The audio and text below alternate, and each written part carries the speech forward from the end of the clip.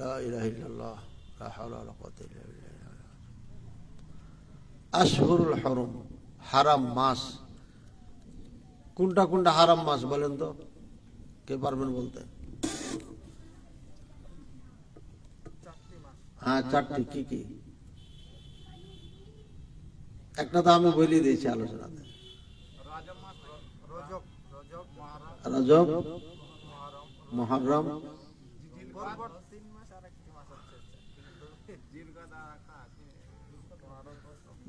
যুলহজ্জা, যুলকাদা, যুলহজ্জা, মুহররম, রজব। লাগাতার তিনটা, যুলকাদা, যুলহজ্জা, মুহররম। এরপরে রমজানের আগের মাস যেটা, ওটা কি? শাবান। শাবানের আগেরটা রজব। এই রজব আলী আর মুহররম ভাই আর যুলকাদা, যুলহজ্জা, এই লাগাতার তিনটার ওঠে একটা। এই চারটা মাস হারাম। হারাম মানে কি বললাম?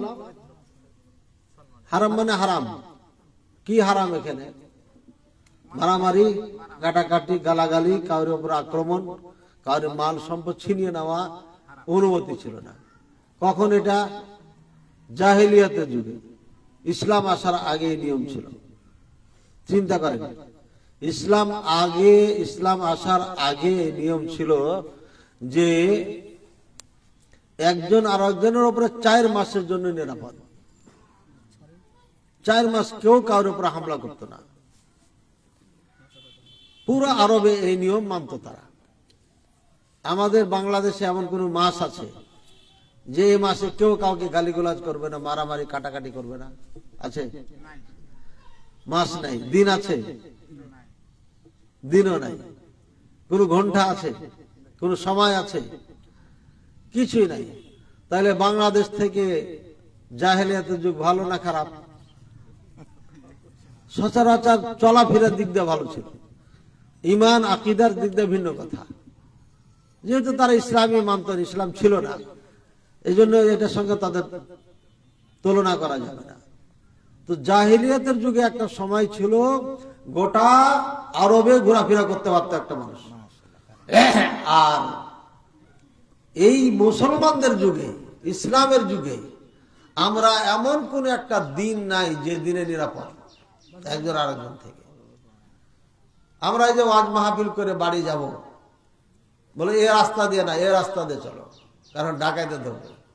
মানে 12 মাস 24 ঘন্টা ডাকাত পড়তে পারে আপনাকে, যে কেউ আক্রমণ করতে পারে, কেউ মেরেও ফেলতে পারে।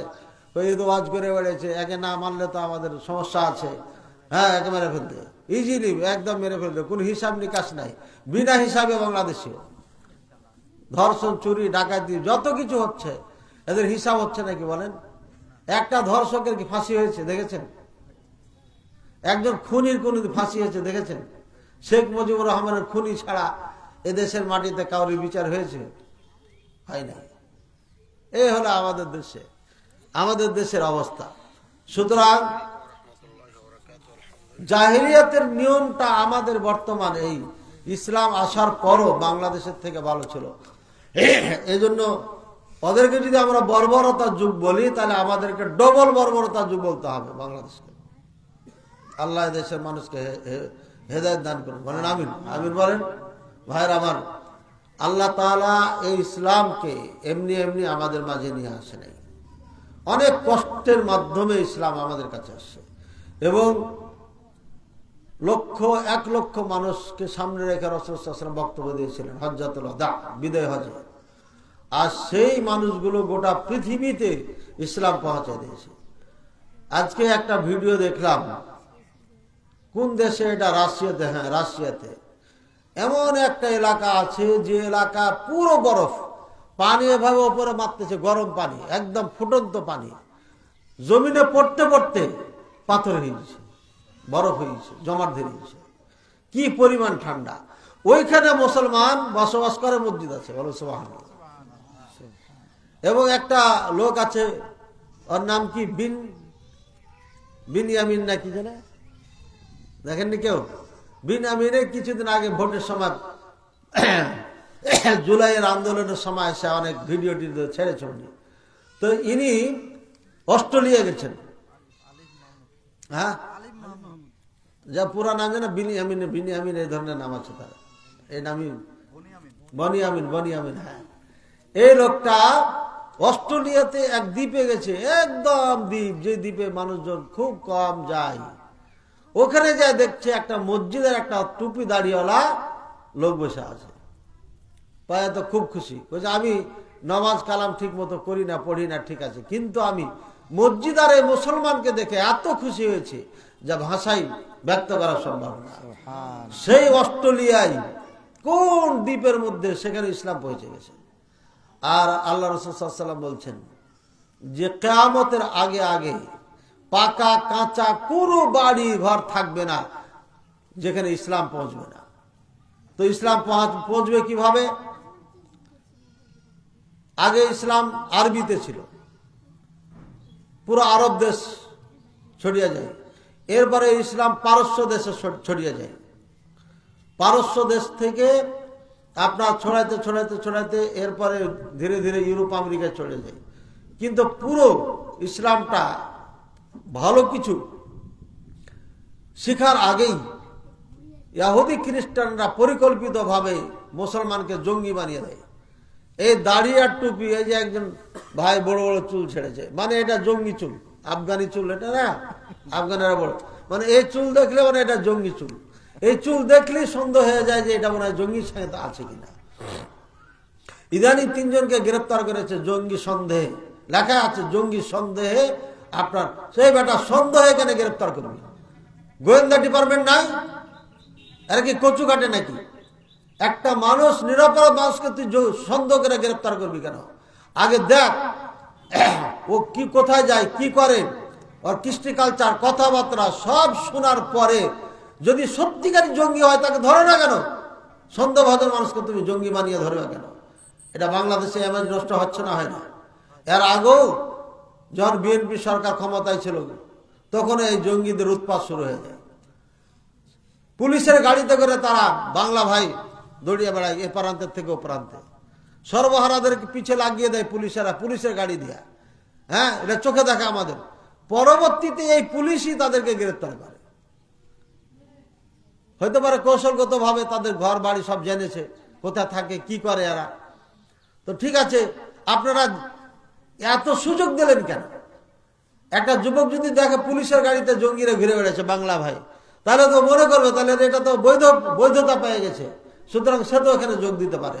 সবার মাথা কি এক, সবার বুদ্ধি কি এক, সবাই কি বিশ্বভাবে ইসলাম বুঝে, সুতরাং এই সুযোগ দিলেন কেন? এটা অপরাধ। করার পরে ওই সময় বিরোধী দলের নেত্রী যখন আমেরিকাতে এই ভিডিওগুলো পৌঁছায় দেয় যে নওগাঁতে একটা মানুষকে ঝুলিয়ে ঝুলিয়ে, জিন্দা মানুষকে পিটাইয়া পিটাইয়া বাংলা ভাইয়েরা মেরে ফেলেছে, এই ভিডিও চলে যায় আপনার আমেরিকা। এরপরে তখন এই জঙ্গি ধরা শুরু হলো আর ফাঁসি দেওয়া শুরু হলো। এছাড়া বাংলাদেশে কোনো ধর্ষককে, খুনিকে ফাঁসি দেওয়া হয় না।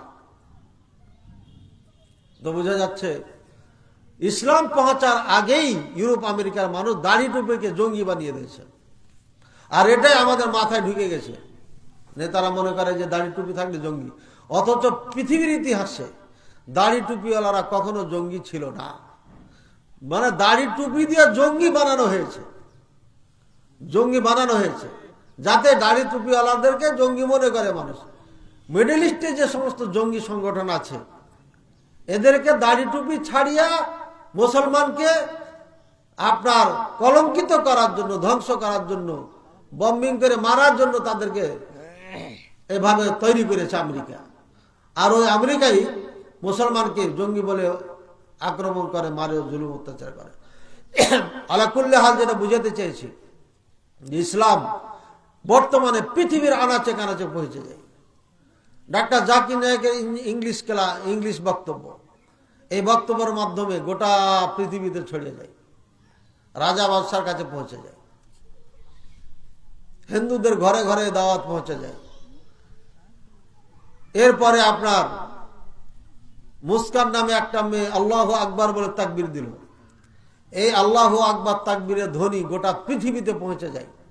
একদম গোটা পৃথিবীর সমস্ত মিডিয়া একে নিয়ে কথা বলেছে।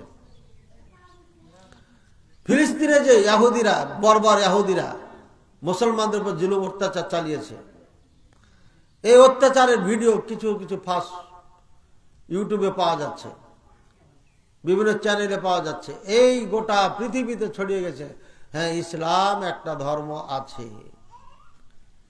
আর এটা নিয়ে গবেষণা করা শুরু করেছে, যার কারণে অনেক গবেষক বলছে আগামী 50 বছরে আমেরিকা, ব্রিটেন এগুলা মুসলিম শাসিত দেশ হয়ে যাবে। বলেন সুবহানাল্লাহ। এই পরিমাণ মানুষ ইসলামের দিকে আসতেছে, ডেইলি ইসলামের দিকে আসতেছে, ইউরোপ আমেরিকার থেকে ব্যাপকভাবে আসতেছে। তো এই জুলুম অত্যাচার তারা করার মাধ্যমেও ইসলাম কি হচ্ছে, প্রচার হয়ে যাচ্ছে। এরপর আল্লাহ তাআলা জান্নাতে দিবেন। জান্নাত কয়টা বলেন তো? আর গেট কয়টা? গেট 8টা, আর জান্নাত একটা। আর জাহান্নাম? জাহান্নামও একটা, গেট 7টা। তো 7টা গেটের দরকার কি? জান্নাত যদি হয় একটা, 8টা গেটের দরকার কি? কি বলেন? জান্নাতের একটা গেট এই জমিন থেকে আসমানের দূরত্ব যতটুকু, এত বড়। সুবহানাল্লাহ। তাহলে 8টা দরজা দরকার কি, গেটের দরকার কি? কি বলেন? আমি কি নোট করেছিলাম না করি নাই আল্লাহ জানে। আজকে আপনাদেরকে বলে দিই সত্য ঘটনা। আপনার জান্নাতের গেট হচ্ছে 8টা, আর জান্নাতও 8টা,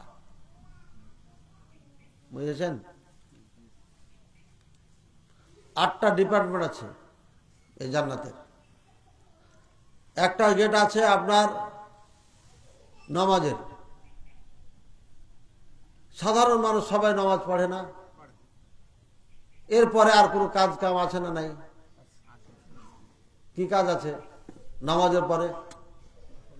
রোজা আছে, দান জাকাত আছে, হজ আছে, ঠিক আছে? রোজা মানে সব, এই যে আছে, যুদ্ধ আছে, জিহাদ আছে, আছে না? এই সব মিলে 8টা দরজা আছে। 8 শ্রেণীতে ভাগ করেছে আল্লাহ। এই গেট দিয়েও যাবে, যায় জান্নাতে ঢুকে যাবে, ওর জন্য ডিপার্টমেন্ট আলাদা, বুঝেছেন? যার যত আমল বৃদ্ধি পেয়েছে তার জন্য গেট আলাদা হয়ে গেছে। নামাজ পড়ে, হজ জাকাত সব করে, বাবুর রাইয়ান, এখান দিয়ে যারা সিয়াম রাখে, রোজা রাখে, তারা যাবে এই গেট দিয়ে। মানে নামাজের যেগুলো আছে সেগুলো তো সে পাবি, কিন্তু সে যে সিয়াম পালন করেছে এই জন্য এই গেট দিয়ে যাবে স্যার, এটা তার মর্যাদা। ওখানে যে ভাগ আছে ডিপার্টমেন্ট জান্নাতের ভিতরে, যেমন গেট 8টা, জান্নাতও 8টা। জাহান্নাম যেমন গেট 7টা, জাহান্নামও 7টা। এর মানে ডিপার্টমেন্ট লিকুল্লি জুজইম মাকসুম, প্রত্যেকটি পাপীদের জন্য ডিপার্টমেন্ট ভাগ করা আছে। আর ওই গেট দিয়ে ঢুকে ওখানে যা পৌঁছবে, ওই একই গেট দিয়ে ঢুকলে এক জায়গায় পৌঁছত সবাই একই শাস্তি হতো, কিন্তু একই শাস্তি আল্লাহ দিবে না। পাপীদের মধ্যে যেমন ভাগ আছে, ঠিক জাহান্নামের কোন ডিপার্টমেন্ট ভাগ করা আছে। ওই যে গেট দিয়ে ঢুকবে, যেখানে তার শাস্তি যেটা পাওয়ার যোগ্য, সেই গেটে যা ওখানে যাও ঢুকবে, ওখানে শাস্তি হবে তার। তো যা হোক, এই ইসলাম পৌঁছার জন্য অনেক কষ্ট করতে হয়েছে। সাইদ বিন জুবাইর রাদিয়াল্লাহু তাআলা আনহু, ইনাকে কল্লা কেটে দিয়ে হত্যা করা হয়েছিল এই দিনের কাজ করার জন্য। এরপরে সুফিয়ান সাওরি রাহিমাহুল্লাহ পালিয়ে গেছিলেন জুলুম নির্যাতনের ভয়ে। পালিয়ে যে উনি পালাতক অবস্থায় মৃত্যুবরণ করেন, দেশান্তর হয়ে যায়। তাবারি রাহিমাহুল্লাহকে গৃহবন্দী রেখে না খেয়ে পিপাসিত করে মেরে ফেলেছে, বের হতে দেয়নি। শাহিনুর রহমান ভাইকেও রাস্তা দেন না আপনারা, ওকে ওইভাবে মেরে ফেলবেন নাকি? হ্যাঁ, আপনি আজকে রাস্তা দিবেন, কালকে আল্লাহ জান্নাতের রাস্তা দিয়ে দিবেন। কাজে রাস্তা দিয়ে কোন প্রতিষ্ঠানকে বাধা দিবেন না, আল্লাহ তাআলা আপনার জন্য রাস্তা খুলে দিবে ইনশাআল্লাহ। প্রতিষ্ঠানের বিরোধিতা করা এর মানে রাসূলুল্লাহ সাল্লাল্লাহু আলাইহি ওয়াসাল্লামের সময়ে দুই ভাগে ভাগ হয়েছিল মানুষ। এক দল ছিল রাসূলুল্লাহ সাল্লাল্লাহু আলাইহি ওয়াসাল্লামের পক্ষে, আর এক দল কার পক্ষে? আবু জাহেলের পক্ষে। আবু জাহেলের পক্ষে এরা সফল হয়েছে না রাসূলুল্লাহ সাল্লাল্লাহু আলাইহি ওয়াসাল্লামের পক্ষে সফল হয়েছে? এদের নাম আছে না ওদের নাম আছে? দুটারই নাম আছে। ওটা শয়তান হিসাবে নাম আছে, আর এটা মহাব্বতের সাথে নাম আছে। দুটাই নাম থাকবে, কিন্তু শয়তানের খাতায় থাকবে একটা, আর একটা ভালোদের খাতায় থাকবে। এজন্য প্রতিষ্ঠানের সাথে সম্পৃক্ত থাকবে। সহ্য হয় না তোর বিরোধিতা করবেন না, চুপ থাকবেন।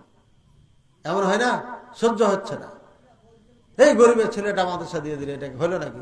এত টাকা পাই কোথায়? হয়তো হতে পারে না এরকম। সহ্য হচ্ছে না, আমি 150 বিঘা 200 বিঘা জমির মালিক, আমার তো প্রতিষ্ঠান দেওয়ার কথা। আপনি পারবেন না রে ভাই, আল্লাহ আপনাকে কবুল করে নাই।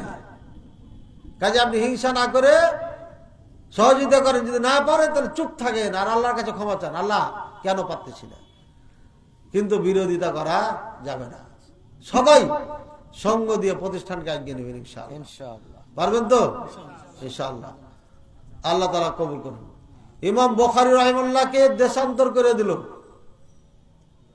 দেশ থেকে তাড়িয়ে দেওয়ার পরে উনি আপনার খাট্টাক ডাবল গ্রামে মারা যান।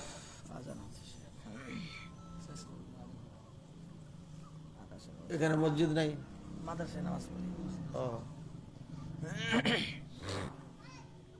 মসজিদ যেহেতু নাই, একজন আজান দিয়ে দেন। আজান হয় আমাদের এটা দেন। আচ্ছা, আজান হয়ে যাক, আজান দিয়ে দাও।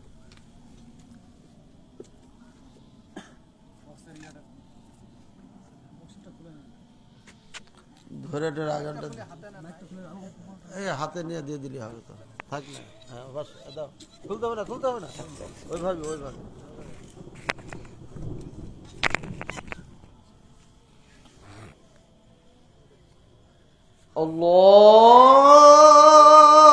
আল্লাহু আকবার, আল্লাহু আকবার, আল্লাহু আকবার, আল্লাহু আকবার। আশহাদু আন লা ইলাহা ইল্লাল্লাহ,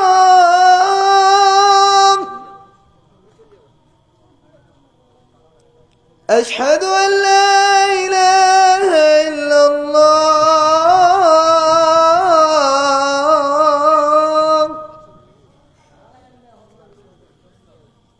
আশহাদু আন্না মুহাম্মাদার রাসূলুল্লাহ,